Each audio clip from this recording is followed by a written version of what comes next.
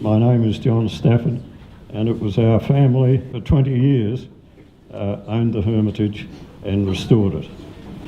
Now, the story of this book begins with one person's idea.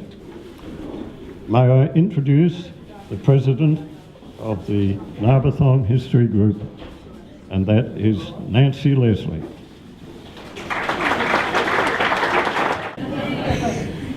There's so many authors and characters from the book here today, and I think that's unusual. We should be clapping you, it's wonderful. You know the saying, all the world's a stage, and this applies to this book. We are the actors. So now we have a hard copy.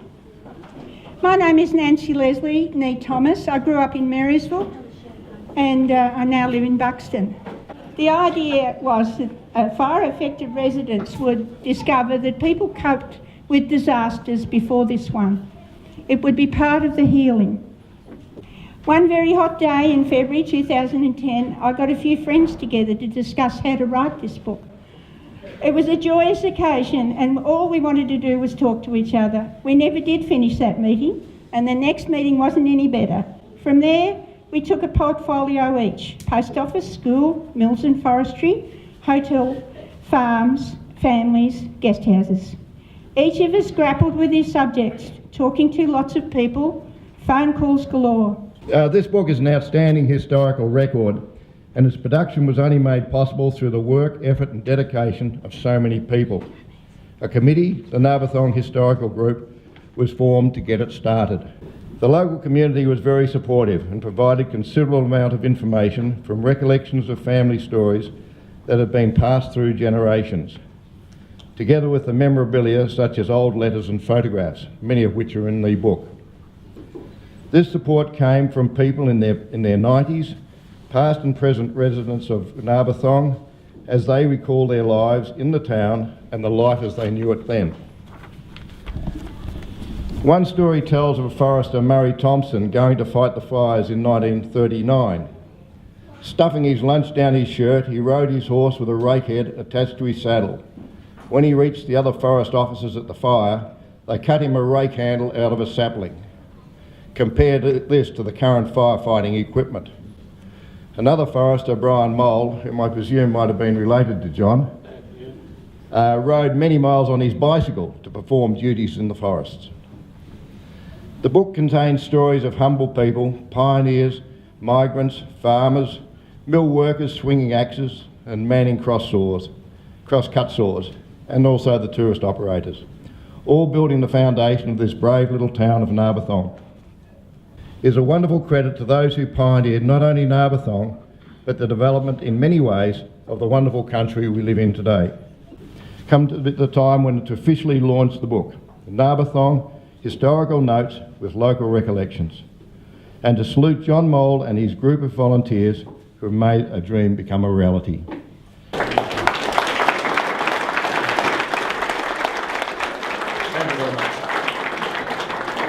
First half of the book is about some of the places like the Hermitage, the post office, the hotel, St Philin, the school, this very hall and how it came about, the sawmills and the Forestry Commission, the Sunday school, and then the second part are family stories that we've gathered or actually created from historical documents and made stories of past and current members of the community here to try to give a personal insight into their recollections of what Narbethong was about for them and what went on in this town.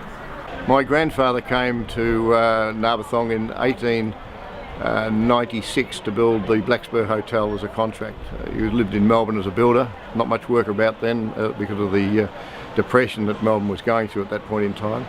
And he had a job up here and built the hotel, and subsequently the person he was building for couldn't pay him and he ended up owning the hotel. And I'm a fairly consistent newcomer after 13 years. I still consider myself a newcomer, but that's what happens when you jump the gate 13 years ago. You become a local resident, which is just marvellous. So lots of stories, lots of history that's gone by since I've been there, and it's marvellous. But the history in the past is something I will honour as well, and look forward to creating the history for the future for all the young ones coming up. So it's quite an area to see, and because it's so close to Melbourne, bring it on. You know, I think that's really important because it's all the young people that are going to come up and enjoy it, and it's history which we're creating for them. It's just a fantastic little village, particularly community minded. That was all came to part with the fires, how everybody grouped together and helped each other, and still are. I was there from 1940 to 1946 in the Forest Commission quarters at Narbethong itself. I was a forester. I looked after the sawmills and mostly, and the cut looked after the fire breaks. We made fire breaks from Narbethong to Marysville. A friendly place, everybody could go about their business and everybody was friendly, the school was friendly. Playing around in the bush amongst the old wrecks, you know, the old trucks. Yes, they were good old days.